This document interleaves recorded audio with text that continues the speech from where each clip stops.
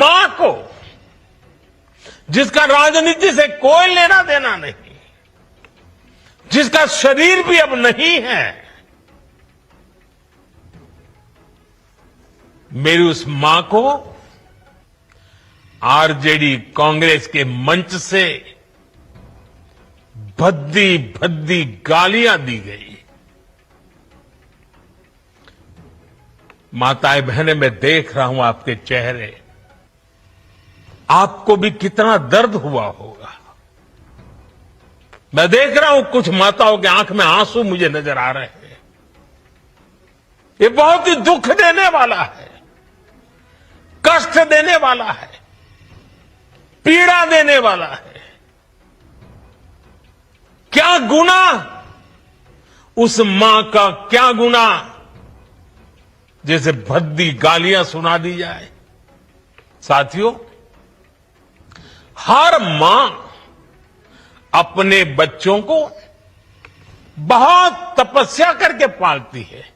यहां मेरे सामने बैठी हुई हर मां उतनी ही लगन से, उतनी ही तपस्या से अपने बच्चों को पालती है। बच्चों से बड़ा मां के लिए कुछ नहीं होता है। मैंने भी बचपन से अपनी मां को ऐसे ही रूप में देखा था। उन्होंने बहुत गरीबी में बहुत सारी तकलीफें सहते हुए अपने परिवार को, हम सब भाई बहनों को पाला था।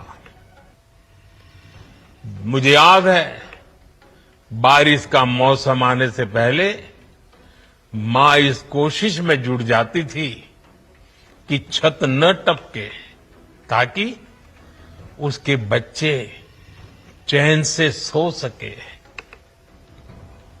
मां बीमार होती थी, फिर भी पता तक नहीं चलने देती थी, काम करती रहती थी, काम पर जाती थी। वो जानती थी कि अगर उसने एक दिन आराम किया तो हम बच्चों को दुख सहना पड़ेगा। कठिनाइयों का पता मेरे पिताजी को भी लगने नहीं देती थी मां।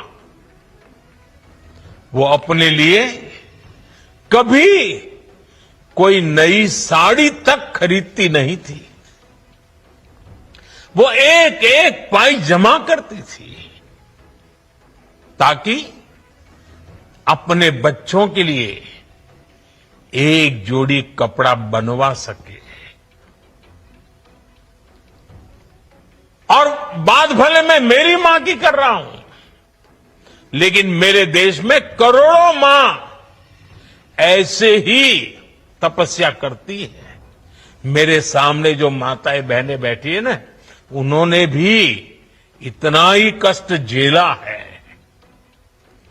एक गरीब मां जीवन भर ऐसे ही तप कर अपने बच्चों को शिक्षा दीक्षा देती है, ऊंचे संस्कार देती है। इसलिए मां का स्थान देवी देवताओं से भी ऊपर माना जाता है।